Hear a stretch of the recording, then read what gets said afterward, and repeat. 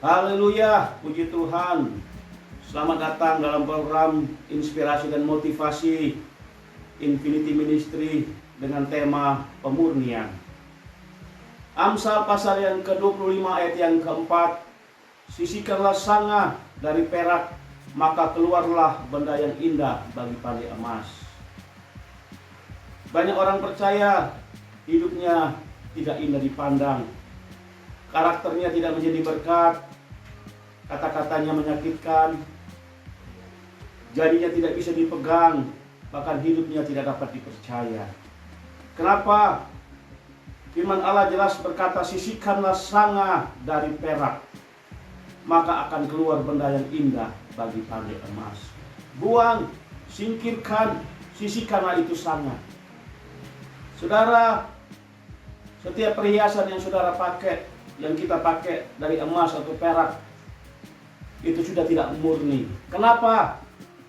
Karena ada sanga di dalamnya. Apa itu sanga? Sanga adalah logam lain yang dimasukkan ke dalam emas atau ke dalam perak, sehingga emas atau perak itu hilang kemurniannya. Dosa itu seperti sanga yang membuat iman kita tidak murni, yang membuat kasih kita tidak murni, yang membuat motivasi kita tidak murni, pelayanan kita juga tidak murni, bahkan setiap pengorbanan kita juga tidak murni. Saya kasih satu contoh di dalam Titus pasal yang pertama ayat yang ke-12 tentang orang Kreta. Seorang dari kalangan mereka sendiri, nabi mereka sendiri pernah berkata, dasar orang Kreta pembohong, binatang buas, pelahap yang malas. Tuhan tempatkan Titus di suatu pulau yang namanya Kreta. Ternyata karakteristik orang Kreta begitu rusak, pembohong, binatang buas, pelahap yang begitu malas. Kenapa? Karena alasannya Titus 1 ayat yang ke-13.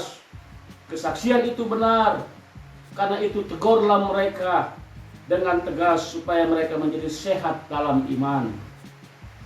Menjadi sehat dalam iman. Kenapa karakteristik orang Kreta begitu rusak? Karena iman mereka tercemar, karena iman mereka sakit, terkontaminasi, karena hati nurani mereka begitu tercemar, karena kasih mereka sudah tidak murni lagi.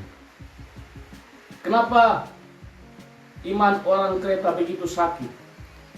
Titus 1 ayat yang ke-14. Dan tidak lagi mengindahkan dongeng-dongeng Yahudi dan hukum-hukum manusia yang berpaling dari kebenaran. Alasannya karena mereka sudah berpaling dari kebenaran. Alasannya karena mereka tidak hidup di dalam kebenaran. Karena mereka lebih mengindahkan dongeng-dongeng. Itulah sanga-sanga rohani. Jadi saudara, langkah pemulihannya adalah yang pertama, tinggal di dalam kebenaran firman Tuhan. Yohanes 8 ayat 31 dan 32. Maka katanya kepada orang-orang Yahudi yang percaya kepadanya, jikalau kamu tetap dalam firman-Ku, kamu benar-benar adalah murid-Ku, dan kamu akan mengetahui kebenaran, dan kebenaran itu akan memerdekakan kamu. Saudara, ketika kita tinggal di dalam firman Allah itu yang akan memerdekakan kita. Firman Allah itu yang akan membersihkan iman, kasih pengharapan kita. Firman Allah itu yang akan memurnikan setiap sanga-sanga rohani di hati kita. Langkah pemulihan yang kedua, langkah pemurnian yang kedua adalah tinggal di dalam proses Tuhan. Yohanes 15 ayat yang kedua, setiap ranting padaku yang tidak berbuah dipotongnya, dan setiap ranting yang berbuah dibersihkannya supaya ia lebih banyak berbuah. Saudara, ketika kita tidak berbuah, firman Allah berkata dipotong. Bahkan ketika kita sudah berbuah pun, untuk kita lebih lebat berbuah, kita harus lewati proses, yaitu apa? Ranting-ranting dibersihkan, sanga-sanga rohani itu dibersihkan.